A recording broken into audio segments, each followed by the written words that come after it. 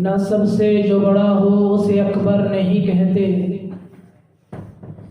نسب سے جو بڑا ہو اسے اکبر نہیں کہتے، کسرہ نہ دے سکے جو اسے حرف جر نہیں کہتے، ہر سر جس پہ نہ جھک جائے اسے در نہیں کہتے، ہر سر جس پہ نہ جھک جائے اسے در نہیں کہتے، ہر سر جس پہ نہ جھک جائے اسے در نہیں کہتے، اور ہر در پہ جو جھک جائے اسے سر نہیں کہتے۔ ہاتھ کی لکیروں پہ نہ جائے غالب، ہاتھ کی لکیروں پہ نہ جائے غالب، نصیب ان کے بھی ہوتے ہیں جن کے ہاتھ نہیں ہوتے۔ ان چاند ستاروں سے کیا پوچھوں، ان چاند ستاروں سے کیا پوچھوں، کب دن میرے پھرتے ہیں، یہ تو بیچارے خود ہیں بیکاری ڈیرے ڈیرے پھرتے ہیں۔ مسجد تو بنا لی شب بھر میں اماں کی حرارت والوں نے، مسجد تو بنا لی شب بھر میں اماں کی حرارت والوں نے، من اپنا پرانا پاپی تھا برسوں سے نمازی بن نہ سکا۔ جزاکم اللہ خیرا واحسن الجزاء۔ یہ تھے حضرت مولانا قاری محمد شکیل صاحب عزیز حافظہ اللہ تعالی، جو کہ بڑے ہی احسن انداز کے ساتھ ہمیں اللہ رب العالمین کے اوپر توکل کرنے کا درس دے رہے تھے، اور مسجد کے ساتھ لگاؤ کا جو ہے وہ درس دے رہے تھے۔ اور میرے محترم بھائیوں، حقیقت بھی یہی ہے، اگر ہم اپنے گربان میں جان کے دیکھیں تو جس شخص کے ساتھ ہم پیار کرتے ہیں، جس شخص کے ساتھ ہم محبت کرتے ہیں، جس شخص کو ہم پسند کرتے ہیں، اس کو ہی ہم اپنے گھر میں آنے کی دعوت دیتے ہیں، اور وہ شخص جس کے ساتھ ہم پیار نہیں کرتے، جس شخص کے ساتھ ہماری دشمنی ہو، یا جس شخص کے ساتھ ہمیں محبت اور پیار نہ ہو، اس شخص کو ہم کبھی بھی اپنے گھر کے اندر آنے کی دعوت نہیں دیں۔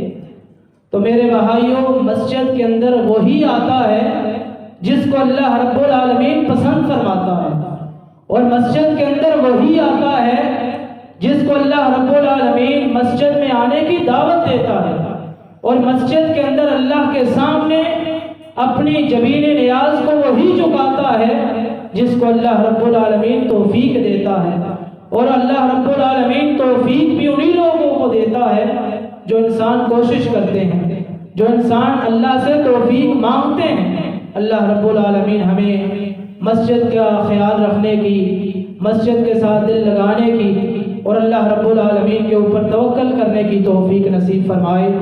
اس کے بعد میں خصوصی خطاب کے لیے دعوت دوں گا حضرت مولانا ڈاکٹر سید شفیق الرحمان صاحب زیدی حافظہ اللہ تعالی، کہ جو کہ مائک پر تشریف لائیں اور اپنے خیالات کا اظہار فرمائیں۔ حضرت مولانا ڈاکٹر سید شفیق الرحمان صاحب زیدی حافظہ اللہ تعالی۔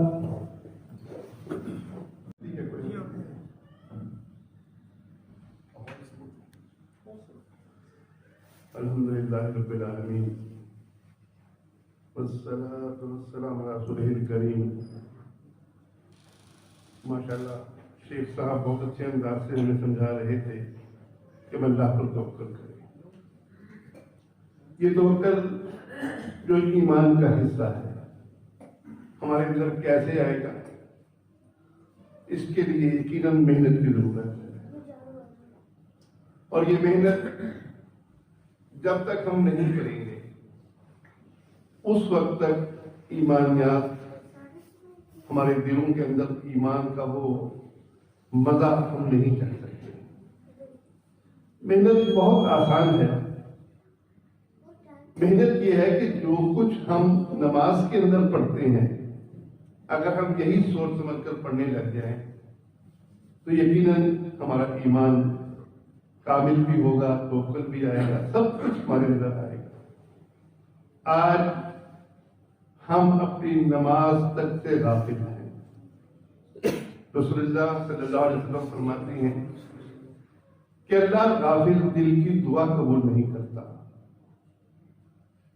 غافل دل کیا ہوتا ہے کہ آدمی دعا مانگتا ہے اور اس کو پتہ ہی نہیں کہ میں کیا مانگ رہا ہوں، زبان سے چند رٹے ہوئے جملے ادا ہوتے ہیں اور ان جملوں کا مطلب کیا ہے، میں اللہ سے کہہ کیا رہا ہوں، آج ہم اس سے بے خبر ہیں۔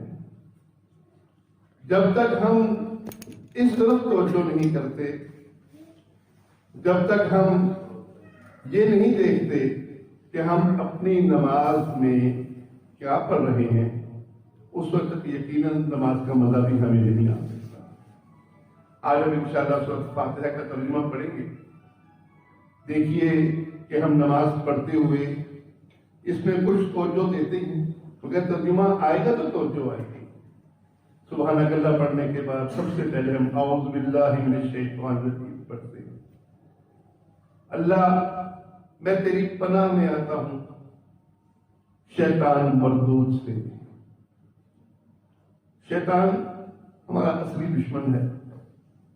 اس نے قسم کھا کر یہ بات کہی تھی کہ اللہ میں اس انسانوں کو گمراہ کرنے کے لیے آگے سے بھی حملہ کروں گا، پیچھے سے بھی، دائیں سے بھی، بائیں سے بھی، اور میں ثابت کروں گا جو تو نے مجھے عالم کو سجدہ کرنے کا حکم دے کر مجھے اپنے دربار سے نکالا، یہ انسان اس قابل نہیں ہے، یہ تیرا ناشکرہ ہوگا، میں ثابت کروں گا۔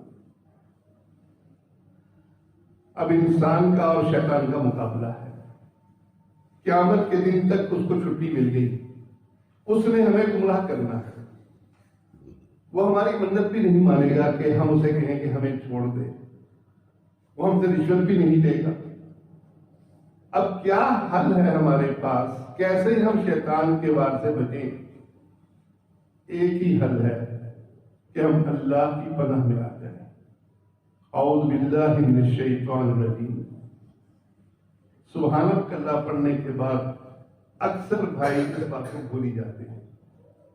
حدیث میں تو اعوذ باللہ السمیع العلیم من الشیطان الرجیم، اللہ کی سمیع اور علیم صفت کا واسطہ دے کر اللہ سے درخواست کی جاتی ہے کہ اللہ ہمیں اپنی پناہ میں رکھ لے، شیطان مردود سے بچا لے۔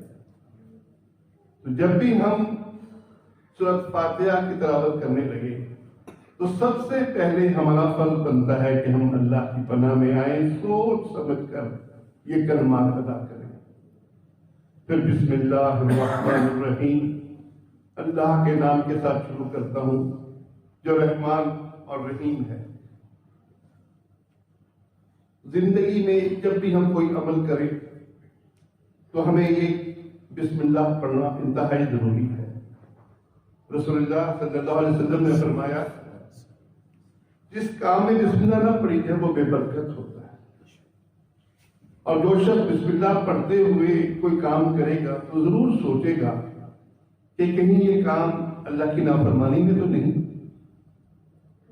دیکھیے آدمی سینما ہال میں جانے لگے تو بسم اللہ کوئی نہیں پڑھے گا، مسجد میں جاتے ہوئے بسم اللہ پڑھے گا، حتیٰ کہ بیت الخلاء میں جاتے ہوئے بسم اللہ پڑھنے کا حکم ہے۔ اللہم انی اعوذ بک من الخبث والخبائث۔ بیت الخلاء میں جاتے ہوئے کیونکہ شریعت کے حکم کے مطابق جا رہا ہے، وہاں سے نکلتے ہوئے اس میں تو دعائیں ہیں، لیکن جو کام شریعت کے خلاف ہوگا، سگریٹ پینے والا بھی کبھی بسم اللہ پڑھ کر سگریٹ نہیں سن جائے گا۔ اس لیے بسم اللہ کو اپنی عادت بنا دیجیے، اور اس کے بعد الحمدللہ، تمام تعریفیں اللہ کے لیے۔ اس دل کے اندر جتنی اللہ سے محبت ہوگی، جتنا اللہ سے تعلق ہوگا، اتنا ہی دل سے الحمدللہ نکلے گا۔ اور الحمدللہ کہنا ایک عبادت ہے، اتنی بڑی عبادت ہے کہ جب آدمی کھانا کھانے کے بعد، پانی پینے کے بعد الحمدللہ کہتا ہے تو اللہ خوش ہوتا ہے۔ الحمدللہ رب العالمین، مالک تو جہانوں کا رب ہے، ہر چیز تو نے میرے لیے پیدا کی ہے۔ دیکھیے ہمارا کوئی استحقاق نہیں تھا، لیکن مالک الملک نے کیسے ہماری پرورش کی کہ ہم سے پہلے ہی آسمان بنا دیے، زمین بنا دی، چاند اور ستارے بنا دیے۔ کس طریقے سے ہمیں والدہ کے پیٹ میں رکھا کہ خوراک وہ کھاتی ہے اور خوراک خون کے ذریعے ہمیں پہنچ رہی ہے. کیسے ماں کے پیٹ سے آنے کے بعد اس سے دودھ جاری ہو گیا. کتنا مالک مہربان ہے کہ جو ہم مضبوط ہوتے چلے گئے مختلف قسم کی خوراکیں ہمارے لیے بنا دی. کتنے مجبور ہیں ہم ذرا ناک پر ہاتھ رکھ کر ذرا ناک کو بند کر کے دیکھیں, سانس ایک لمحے کے لیے روک کر دیکھیں, اپنی حیثیت ہمیں پتہ چل جائے گا. جب ہم اللہ کا شکر ادا کرتے ہیں, الحمدللہ کھانا کھانے کے بعد جب ہم کہیں گے, پانی پینے کے بعد کہیں گے, تو ضرور سوچیں گے کہ یہ مال میں نے اللہ کے حکم کے مطابق کمایا یا اس کی نافرمانی کے مطابق کمایا. کہیں میرے بھائی کی اور بہن کی اور بیٹی کی وراثت تو نہیں چھینی, اس کا مال تو مجھے نہیں آ رہا. کہیں میں سودی کاروبار تو نہیں کر رہا. کیونکہ الحمدللہ اللہ تیرا شکر, یہ شکر وہی ادا کرے گا صحیح معنوں میں جو اپنی زندگی کا محاسبہ کرے گا. یہ دیکھے گا کہ میں جو لقمہ کھا رہا ہوں یہ جس کے حلال ہے یا جس کے حرام, یہ رشوت کا مال تو نہیں ہے, یہ اپنے بھائی کو دھوکہ دے کر تو میں نے نہیں چھینا. کیونکہ نبی کریم صلی اللہ علیہ وسلم فرماتے ہیں اگر کوئی شخص عصر کی نماز کے بعد اپنا مال بیچے اور یہ اپنے بھائی کو کہے کہ اللہ کی قسم مجھے اس کے اتنے اور اتنے پیسے ملتے تھے, اور اس کا بھائی اس کی قسم پر یقین کر لے اور وہ قسم جھوٹی ہو, تو قیامت کے دن وہ اللہ سے اس حال میں ملے گا کہ اللہ پہ غضبناک ہوگا, اس کی طرف رحمت کی نظر سے نہیں دیکھے گا اور اس کے لیے دردناک عذاب ہوگا. یہ الحمدللہ کہنا بہت ہی مشکل ہے, اور جو الحمدللہ کہتا ہے وہ شکر ادا کرتا ہے کہ اللہ تو نے مجھے رزق حلال کھانے کی توفیق دی, رزق حلال کمانے کی توفیق دی. تو تو جہانوں کو پالنے والا ہے, رب العالمین ہے, الرحمن الرحیم, تو تو رحمان ہے, تو رحیم ہے. مالک کی رحمت کتنی وسیع ہے کہ نبی کریم صلی اللہ علیہ وسلم فرماتے ہیں کہ اگر کافر کو بھی اللہ کی رحمت کا اندازہ ہو جائے تو وہ بھی جنت سے مایوس نہ ہو. اور آپ صلی اللہ علیہ وسلم نے فرمایا کہ اللہ نے رحمت کو پیدا کیا, اس کے 100 حصے کیے, ایک حصہ دنیا میں نازل کیا. اس ایک حصے کے بنا پر باپ بیٹے سے محبت کرتا ہے, بیٹا باپ سے محبت کرتا ہے, جانوروں کے اندر محبت ہے. یہ 1/100 حصے کی رحمت کا اثر ہے. قیامت کے دن اللہ 99 حصوں میں ایک اور شامل کر کے 100 پورے کرے گا اور پھر اپنی مخلوق پر رحمت کرے گا. کتنا رحیم ہے. نبی کریم صلی اللہ علیہ وسلم کے صحابہ موجود تھے. ایک عورت کا بچہ گم ہو گیا, وہ اپنے بچے کی جستجو میں دوڑی پھر رہی تھی, دیوانہ ہوئی تھی. اس کا بچہ ملا, اس نے جلدی سے اس کو اپنے سینے سے لگایا, اپنا دودھ اس کو پلایا. نبی کریم صلی اللہ علیہ وسلم نے صحابہ سے پوچھا کیا یہ عورت اپنے اس بچے کو جہنم میں ڈال دے گی؟ صحابہ نے کہا نہیں یا رسول اللہ. فرمایا کہ اللہ اس عورت سے زیادہ محبت کرتا ہے, جو یہ عورت اپنی اولاد سے محبت کرتی ہے اس سے زیادہ اللہ اپنی مخلوق سے محبت کرتا ہے. کتنا رحمان ہے, کتنا رحیم ہے. آدمی زیادہ اسی وقت کر سکتا ہے جب اس کی رحمتیں اور اس کی نوازشیں اس کے سامنے ہوں. اگر وہ صرف مایوسیوں کو دیکھتا رہے کہ میں ڈاکٹر بننا چاہتا تھا, میں ڈاکٹر نہیں بن سکا, مجھے اولاد چاہیے تھی, مجھے اولاد نہیں مل سکی, وہ ان باتوں کو سوچتا رہے جو باتیں اس کو نہیں ملی, تو یقیناً وہ کبھی اللہ کی رحمت کا صحیح اندازہ نہیں کر سکتا. ہمارا فرض بنتا ہے کہ ہم ان نعمتوں کو دیکھیں جو اللہ نے ہمارے اوپر کی ہوئی. ہم انہیں گن نہیں سکتے. صرف مریضوں کو دیکھنا شروع کر دیں, کتنوں کے گردے فیل ہیں, کتنے ایسے ہیں جو پانی پینے سے ترستے ہیں, کیونکہ پیٹ پر افارہ آ گیا ہے، ڈاکٹر نے پانی بند کر دیا ہے۔ ہمارے ایک دوست کو دماغ کے اندر چھوٹا سا پرزہ ہے، وہ اسٹیرائڈ خارج کرتا ہے۔ اسٹیرائڈ اتنا ضروری تھا کہ اس کے اسٹیرائڈ خارج نہ ہونے کی بنا پر اس کا چہرہ جسم کالا ہوتا جا رہا تھا اور بیچارہ فوت ہو گیا اسی چیز میں۔ وہ باقاعدہ اسٹیرائڈ باہر سے بھی لے رہا تھا، لیکن وہ اسٹیرائڈ جو پینیل باڈی پیدا کرتی ہے دماغ کی، وہ پورا کوئی نہیں کر سکتا۔ اس کی اتنی رحمتیں ہیں، اتنی انعامات ہیں کہ ہم ان کو گن نہیں سکتے۔ ڈائلیسس جن کے ہو رہے ہیں ان سے پوچھئے کتنا خرچہ ہوتا ہے، اور ہمارا گردہ اس طریقے سے ہمارے گندے چیزیں ہمارے خون میں سے باہر نکال رہا ہے، تو یہ اس کی رحمت ہے۔ تو بڑی رحمت اس کی وسیع ہے، لیکن ساتھ مالک یوم الدین، مالک ہے وہ انصاف کے دن کا، قیامت کے دن کا وہ مالک ہے۔ اس دن اسی کی بادشاہت ہوگی۔ ہمیں اپنی زندگی کا پورا حساب و کتاب دینا ہوگا۔ کتنی طویل زندگی ہے، 60 70 100 سال کی، وہ لمحات بھول گئے جو ہم نے اللہ کی نافرمانی میں گزارے، لیکن وہاں نامہ اعمال ہمارے ہاتھ میں ہوگا اور ہم چلا چلا کر کہہ رہے ہوں گے مالی حاضر کتاب، یہ کیسی کتاب ہے جس میں اللہ نے ہمارے کوئی چھوٹے اور بڑے گناہ درج کرنے سے نہیں چھوڑے، ہر بات اس میں درج ہے۔ امید اس کی رحمت کی، خوف اس کے عذاب، یہ دونوں ہمارے ساتھ چلنی چاہیے۔ اگر صرف امید ہو اور خوف زندگی سے نکل جائے تو آپ پھر دیکھ رہے ہیں معاشرے کو، اللہ کی توحید سے غافل ہے، نماز سے غافل ہے، اور اللہ کی رحمت پر امیدیں لگائی ہوئی ہیں۔ دیکھیے جب خوف ختم ہو جائے گا تو پھر ایسی ہی امید پیدا ہوگی جیسے یہودیوں نے کہا کہ ہمیں تو جہنم کی آگ چند دن چھوئے گی پھر نہیں چھوئے گی۔ آج یہی بات ہم کرتے ہیں کہ وہاں کچھ بھی نہیں ہوگا، ہم تو محمد صلی اللہ علیہ وسلم کی امت میں سے ہیں، کلمہ گو ہے، بس جنت ہمارے لیے ہے۔ وہ ڈراوا جو رسول اللہ صلی اللہ علیہ وسلم نے صحابہ کو دیا، کیا نعوذ باللہ جھوٹ ہے؟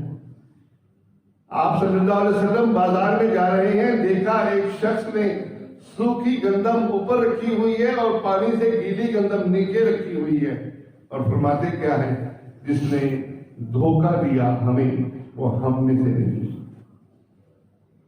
صحابہ کو کہا، ایک صحابی کو تیر لگا، جہاد کا سفر ہے، نبی کریم صلی اللہ علیہ وسلم کے سامان کا نگہبان ہے اور وہ شہید ہو گیا۔ صحابہ نے کہا شہادت مبارک ہو۔ ہمارے یہاں تو ہر کوئی شہید ہے نا، بے نظیر بھی شہید ہے اور نواز شریف بھی شہید ہے اور سارے شہید ہیں، وہ تو صحابی ہے، اور صحابی رسول کو صحابی دوسرا کہتا ہے شہادت مبارک ہو، اور آپ فرماتے ہیں تم تو اس کو شہادت کی مبارکباد دے رہے ہو، اور میں دیکھ رہا ہوں کہ وہ 2 چادریں جو اس نے مال غنیمت میں سے چرائی تھیں جہنم کی آگ کی چادریں بن کر اس پر چھائی ہوئی ہیں۔ یہ ڈرامہ بھی ساتھ ساتھ ہے، قبائل پر ایسے بھی ڈرامہ ہے۔ اس ڈرامے کو اگر ہم بھول جائیں تو ایسا ایمان پیدا ہوگا جیسا کہ آپ کے سامنے ہے کہ بس اللہ بخش دے گا، اللہ بخش دے گا، چاہے وہ اللہ کو بھول کر قبروں کے آگے جھکا ہوا ہو، قبروں سے مانگ رہا ہو، کہتا ہے کلمہ کو تو ہوں، اللہ مجھے معاف کرے گا۔ یہ دھوکہ ہے۔ اور رحمت کو بھول جائے اور اسی ڈرامے کو سامنے رکھے تو یہ لوگ بھی آپ کے سامنے چھوٹی چھوٹی بات پر کافر کہنے والے، یہ خارجیت پیدا کرتی ہے۔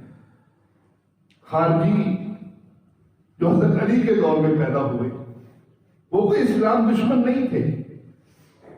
ان کا گمراہی کی بڑی وجہ کیا تھی؟ انہوں نے احادیث کو دیکھا اور یہ نظر آیا کہ اللہ کا قرآن قاتل کے بارے میں کہتا ہے کہ وہ جہنم میں جائے گا، مستقل جہنم میں جلے گا۔ سود کے بارے میں اللہ کہتا ہے کہ سود کھانے والا وہ اگر سود اس منع کرنے کے باوجود کھائے گا تو اللہ کو جہنم میں داخل کرے گا، اس میں ہمیشہ رہے گا۔ اس نے کہا بس کبھی ہمیشہ رہیں گے تو پھر یہ تو کافر ہے۔ کبیرہ گناہ پر انہوں نے کافر ہونے کا فتویٰ دیا، اور کافر ہی نہیں مرتد کہہ کے صحابہ تک کے پیچھے پڑ گئے، نعوذ باللہ۔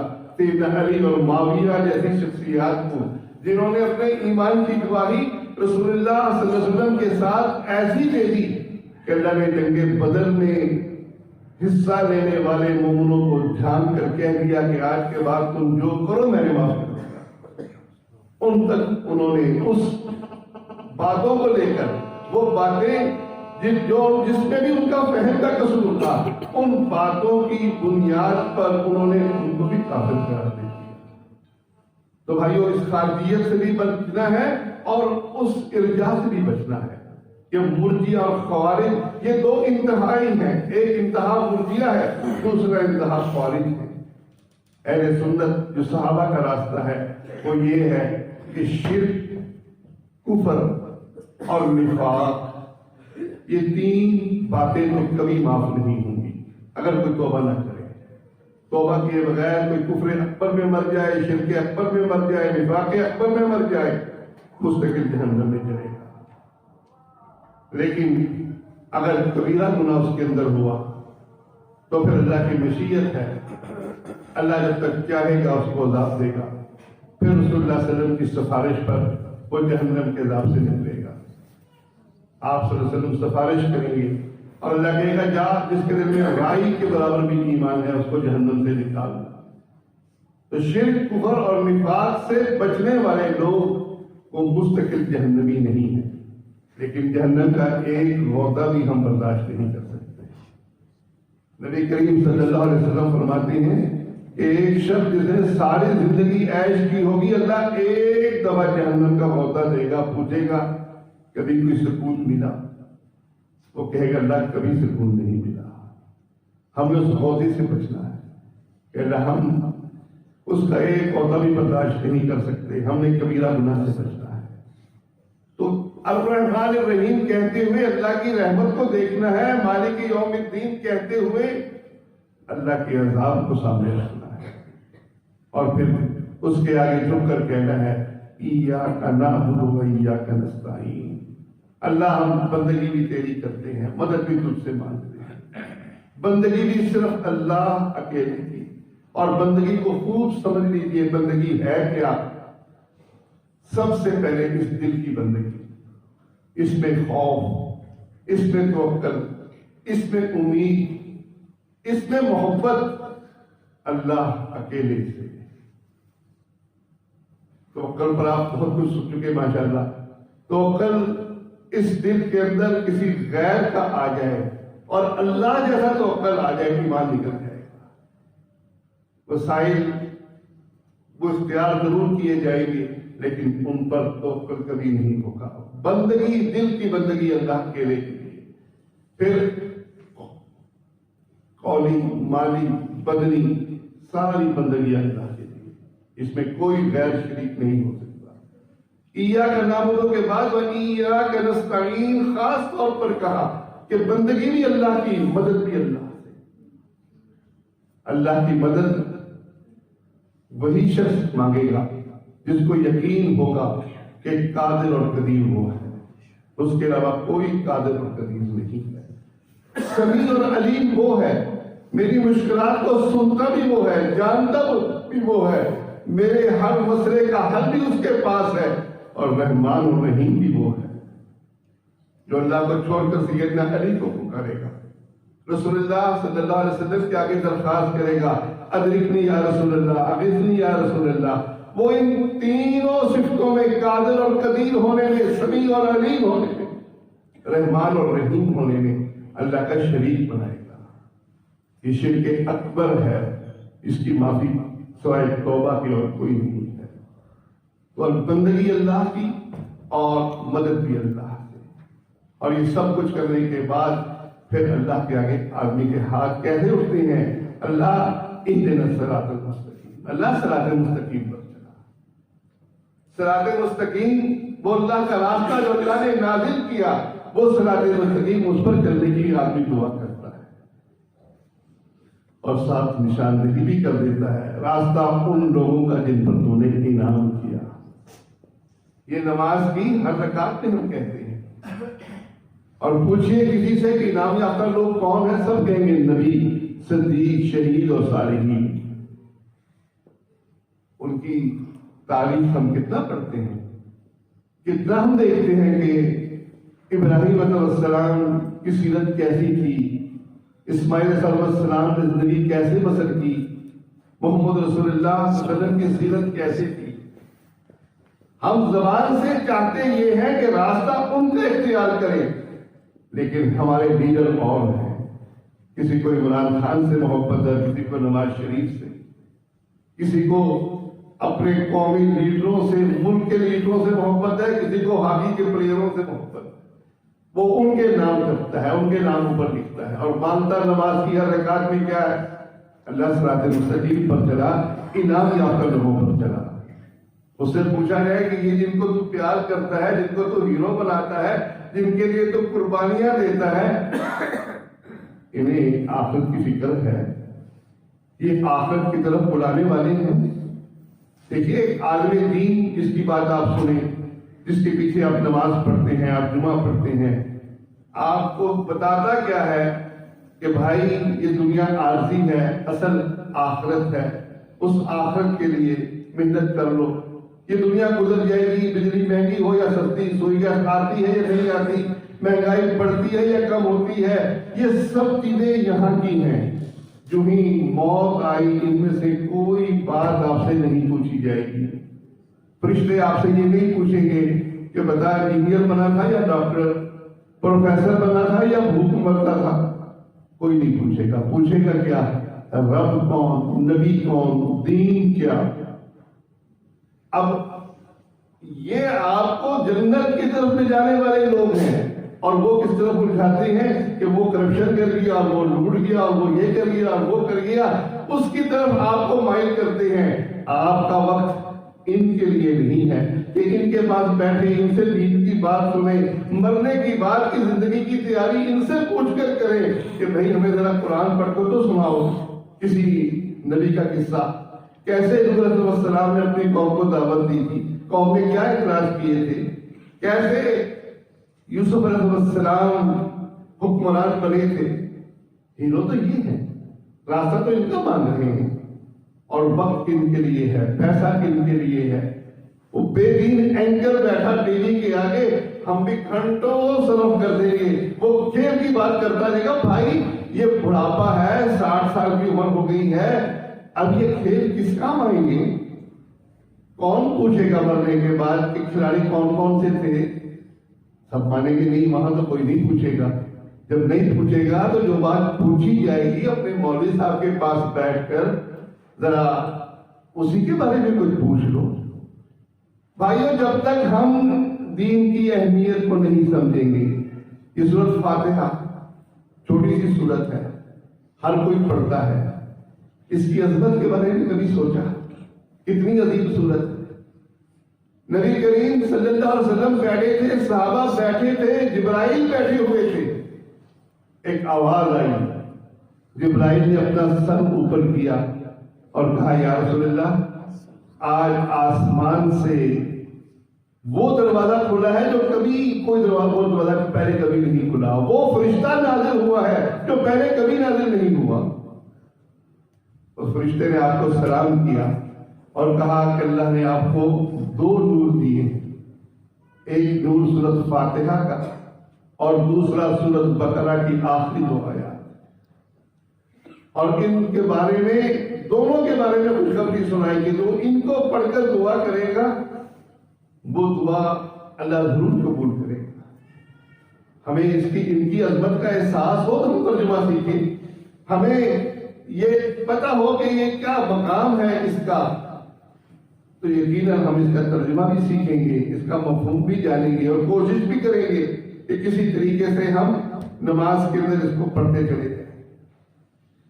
اور پھر آخر میں کیا کہتے ہیں؟ غیر المغضوب علیہم ولا الضالین، آمین۔ اللہ ان لوگوں کے راستے سے بچا جن پہ تیرا غضب نازل ہوا، اللہ ان لوگوں کے راستے سے بچا جو گمراہ ہوئے۔ رسول اللہ صلی اللہ علیہ وسلم نے بتا دیا کہ غضب یہودیوں پر نازل ہوا، گمراہ عیسائی ہوئے۔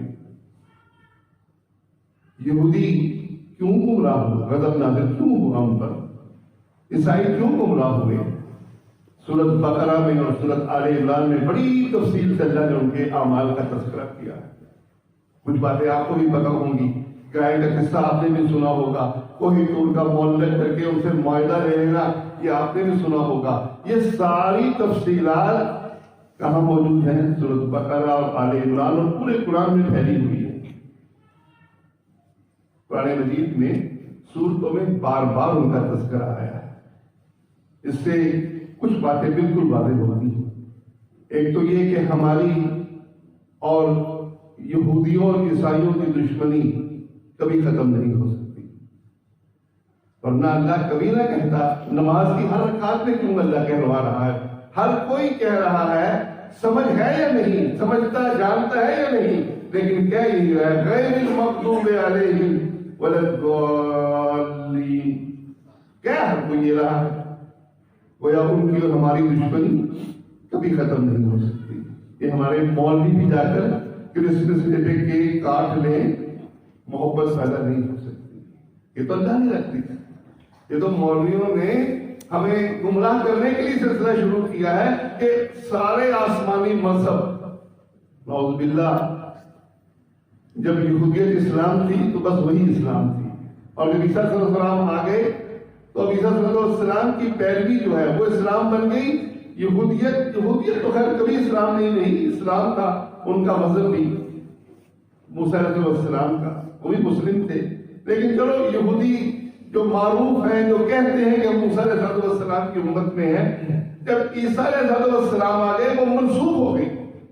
جب وہ منسوخ ہو گئی اب وہ راستہ کامیابی کا نہیں رہا، نیا ریشن آ گیا عیسیٰ علیہ السلام کی شکل میں۔ اور جب عیسیٰ علیہ السلام کے بعد محمد رسول اللہ صلی اللہ علیہ وسلم تشریف لائے، آپ نے اللہ کی بات پہنچائی، اب آپ کی بات اللہ کی بات بن گئی۔ اب عیسائیت بھی ختم ہو گئی، اب نجات کا وہ راستہ نہیں رہا، نہ یہودیت نجات کا راستہ ہے، نہ عیسائیت نجات کا راستہ ہے، صرف ایک راستہ نجات کا ہے، وہ ہے آخری دین محمد صلی اللہ علیہ وسلم پر نازل ہونے والا دین۔ اب وحدت ادیان پر جمع ہو جائیں سارے مولوی اور سارے کہیں آسمانی مذاہب ہیں، تو پھر قرآن سے غیر المغضوب علیہم ولا الضالین کو نکال کر تو دکھائیں۔ اللہ نے تو یہ ہر زبان پر جاری کیا ہے نا، نماز کی ہر رکعت میں کمال دیکھیے، مالک الملک نے ہماری نماز کی ہر رکعت میں یہ کہلوا دیا غیر المغضوب علیہم ولا الضالین، اور ساتھ ان کے راستے بھی بتائیں، اور ساتھ محمد رسول اللہ صلی اللہ علیہ وسلم نے بھی تنبیہ کر دی کہ تم ضرور بضرور گمراہ ہوگے، اور تمہارے اندر گمراہی انہی راستوں سے داخل ہوگی جن راستوں سے عیسائی اور یہودیوں میں داخل ہوگی۔ جیسے دو قدم برابر ہوتے ہیں ایسے تم یہودیوں کے برابر ہو جاؤ گے، اور آج یقیناً ہم ان کے راستے پر ہیں۔ اب یہ راستے ہمارے علم میں نہیں ہیں، ہم اگر آخرت کی فکر کرتے ہوئے ان راستوں کو پڑھے اللہ کے قرآن میں کہ کس طرح وہ حق اور باطل کو ملتبس کرتے تھے، کس طرح حق کو چھپاتے تھے، کس طرح خود کو بھول جاتے تھے اور دوسروں کو نصیحت کرتے تھے، وہ ساری باتیں موجود ہیں، لیکن یہ بات بالکل واضح ہے کہ وحدت ادیان اسلام نہیں ہے، یہ اسلام سے نکلی ہوئی بات ہے۔ دوسری بات یہ کہ ہم جب انہی راستوں سے گمراہ ہوں گے تو ہمیں ان کا علم بھی ضروری ہے۔ لوگ کیا کہتے ہیں کہ نہیں جی بس سیدھی سیدھی بات بتاؤ اپنی اپنی، دوسروں پہ اعتراض تم کرتے ہو۔ اللہ نے جب دو صراط مستقیم کا تذکرہ کیا تو دو راستوں سے ڈرایا بھی تو ہے، اب ان دو راستوں کی تفصیل بھی اللہ نے بیان کی ہے، ہمیں اپنے معاشرے میں منتبہ نہیں کرتی۔ ہم نے دیکھنا نہیں ہے کہ معاشرے کے اندر صراط مستقیم پر چلنے والے کون ہیں تاکہ ان سے محبت کریں، مغضوب اور ضال لوگوں سے نفرت کرنے کا حکم دیا ہے، ان کے راستے پر چلنے والوں سے نفرت کا حکم دیا ہے، ان کو نہ پہچانے. کہتے نہیں، میٹھی میٹھی بات کرو، اپنی اپنی بات کرو، توحید کی بات کرو، کسی کا رد نہ کرو. تکلیف ہوتی ہے، تکلیف تو یقیناً ہوتی ہے، لیکن نبیوں کا مشن یہی ہے. انبیاء علیہ السلام نے اپنے معاشرے میں کس بات پر تفریق پیدا کی تھی؟ کیا جھگڑا پیدا کیا تھا؟ آخر قوم دو حصوں میں بٹ رہی ہے، مکے کے اندر ہی رہنے دے رہے، بیچارے بھاگے جا رہے ہیں حبشے میں کہ ہماری ایمان اور جان بچ جائے. حبشہ چلے جاتے ہیں، وہاں سے واپس آتے ہیں، مدینے چلے جاتے ہیں. مدینے کی چھوٹی سی بستی کو بھی وہ چین سے نہیں بیٹھنے دیتے. جنگ بدر میں 1000 جوان، مسلح جوان اس بستی کو مٹانے کے لیے آ جاتے ہیں. جنگ خندق میں تو وہ پورا لاؤ لشکر لے کر مدینے پر حملہ آور ہیں. مسلمان اتنے کمزور ہیں کہ خندق کھودنی پڑ رہی ہے، لڑائی نہ ہو. جہاد تو فرض تھا نا، لیکن یہاں تو جہاد سے بچنے کا کام کیا جا رہا ہے، کیونکہ مقابلہ کوئی نہیں. وہ اتنی بڑی تعداد میں ہے کہ پیس کر رکھ دیں گے. مسلمانوں نے خندق کھود کر صرف ان کا مدینے کے اندر داخلہ بند کیا، صرف اتنی محنت کی اور خندق پر پہرا دیا. نمازیں تک قضا ہو گئی. نبی کریم صلی اللہ علیہ وسلم فرماتے ہیں اللہ ان مشرکوں کی قبروں کو آگ سے بھر دے، انہوں نے نماز عصر قضا کرا دی. تو بھائیوں، لڑائی کیا تھی؟ جھگڑا کیا تھا؟ جھگڑا لا الہ الا اللہ کا. اور لا الہ الا اللہ میں کیا ہے؟ پہلے تو نفی ہے. لا الہ، نہیں کوئی پوجا جانے کے قابل، نہیں کوئی عبادت کے قابل. جب پتہ ہی نہیں کہ عبادت کیا ہے، معاشرے میں کون کون اپنی بندگی کروا رہے ہیں، جب اس کا علم نہیں لیں گے تو کیسے لا الہ کہہ دیں گے؟ الا اللہ اکیلا تو نہیں ہے نا، الا اللہ تو بعد میں ہے. پہلے تو آپ کو لا الہ کہنا ہے. اپنے معاشرے میں پوجے جانے والے باطل معبودوں کی خبر لینی ہے اور دیکھنا ہے کہ مالک الملک کے مقابلے میں کون آج رب بنا ہوا ہے، کون اولادیں دے رہا ہے، کون اپنی قبروں کا طواف کروا رہا ہے.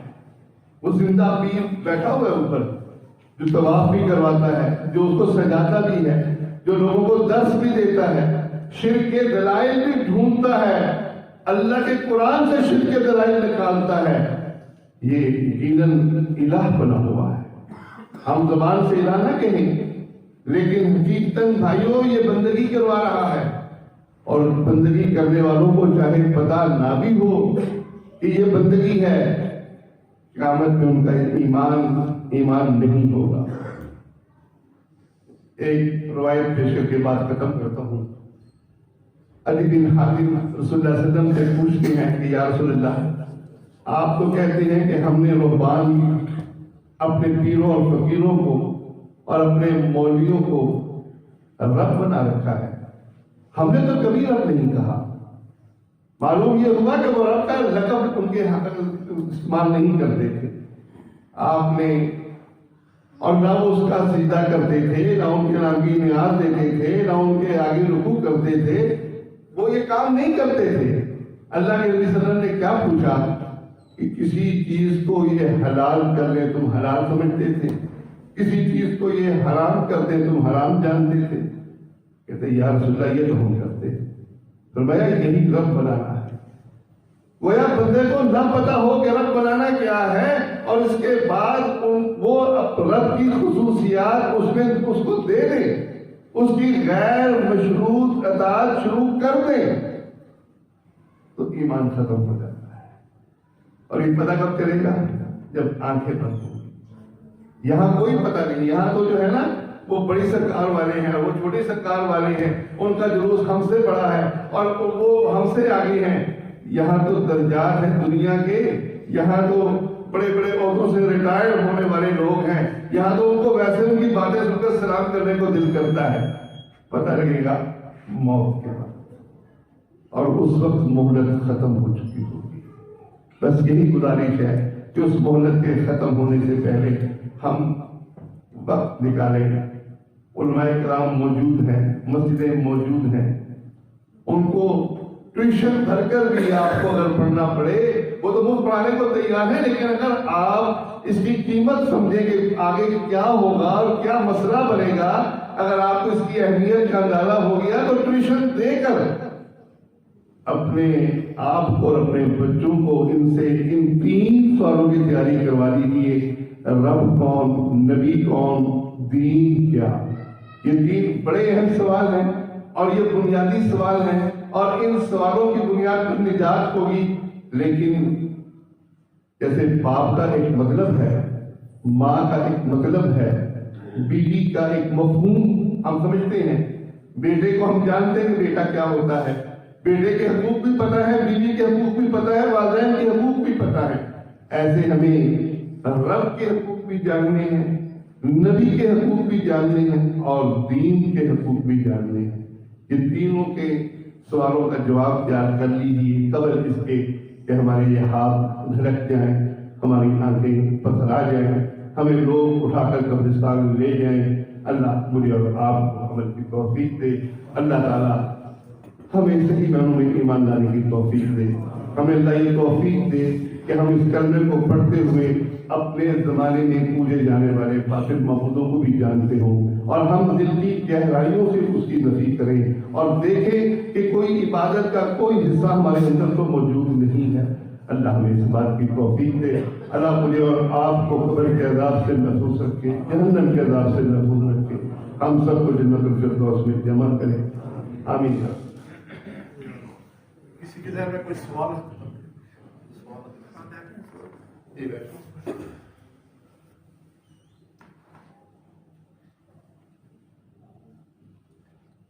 کوئی ایسا سوال جو عقیدے سے متعلق ہو، آخرت سے متعلق ہو؟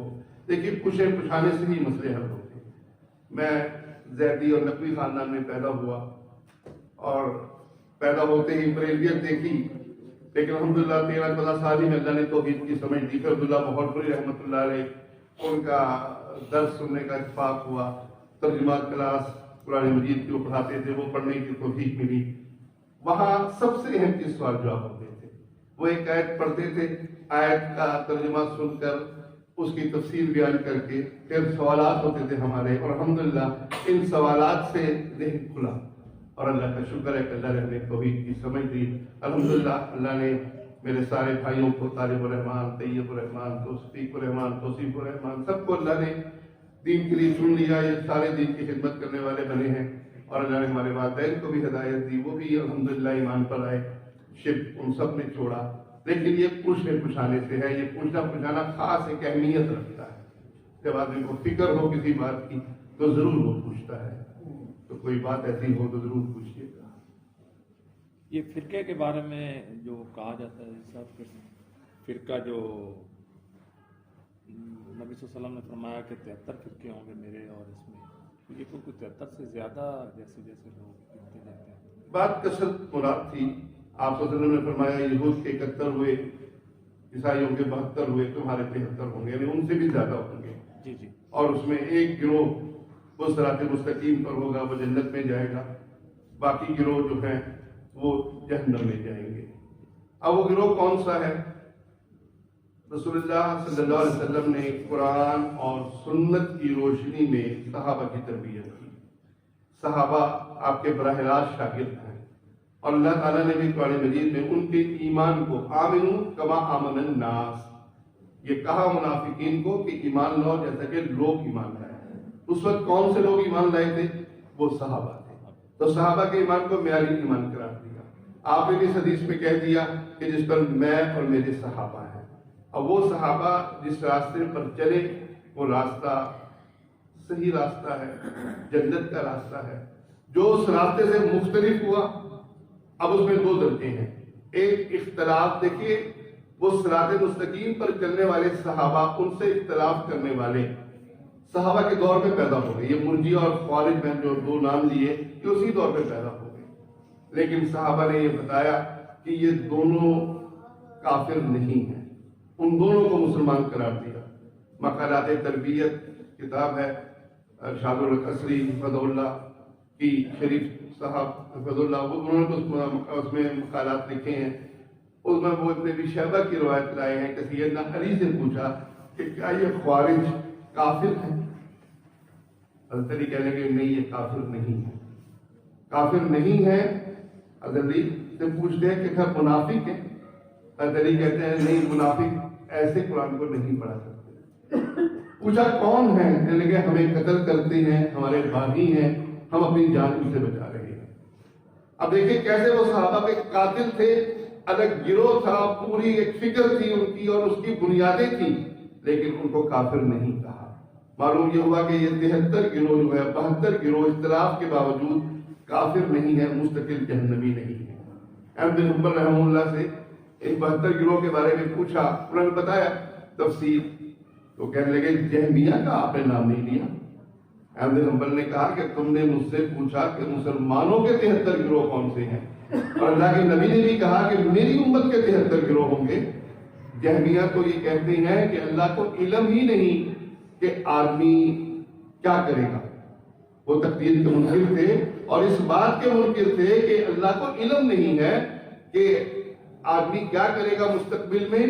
جب آدمی مسجد میں جاتا ہے تو پھر اللہ کو علم ہوتا ہے، اچھا یہ مسجد میں جا رہا ہے، اچھا یہ بت خانے کی طرف جا رہا ہے۔ تو یہ جہمیہ تو کفار ہیں، یہ 73 میں شامل نہیں ہے۔ تو وہ لوگ جو کفر اکبر میں ملوث ہیں، شرک اکبر میں ملوث ہیں، نفاق اکبر میں ملوث ہیں، وہ 73 گروہ میں شامل نہیں ہیں۔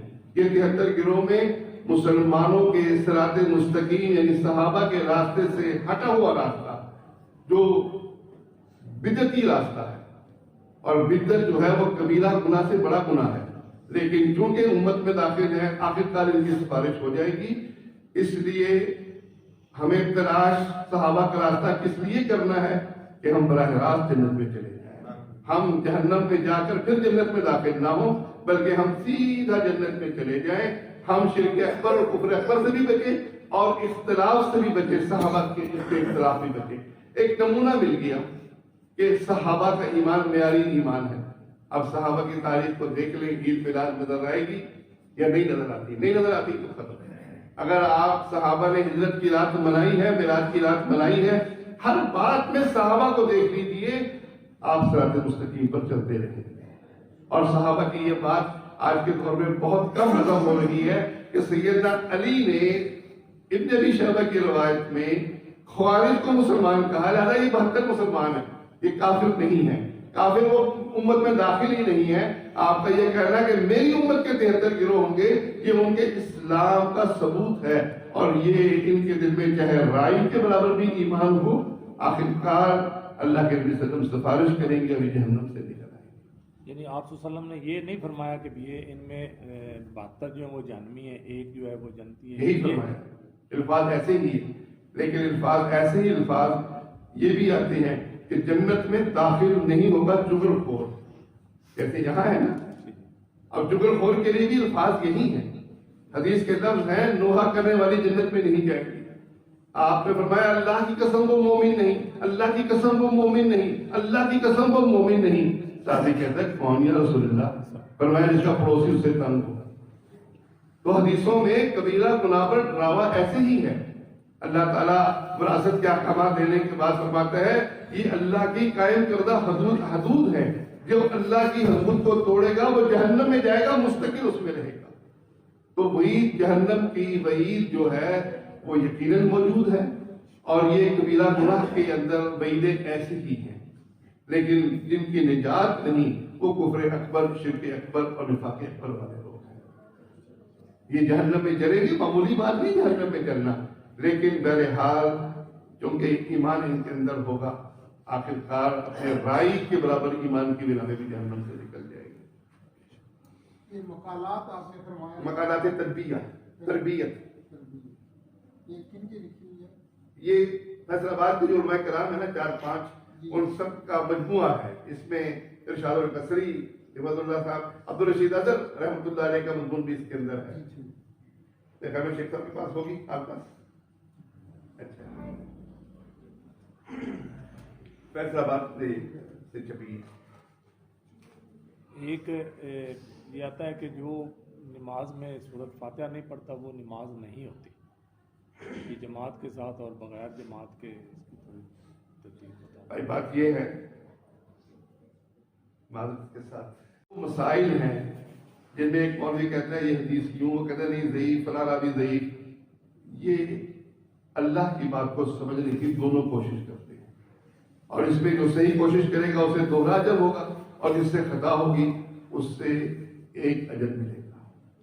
जब बात मसले मसाइल की आ जाए, जब कोई कहे कि देखो ये आए तो कहते नहीं ये हदीस, तो ये इख्तिलाफ उम्मत में बहुत पुराना है, सहाबा के अंदर मौजूद है।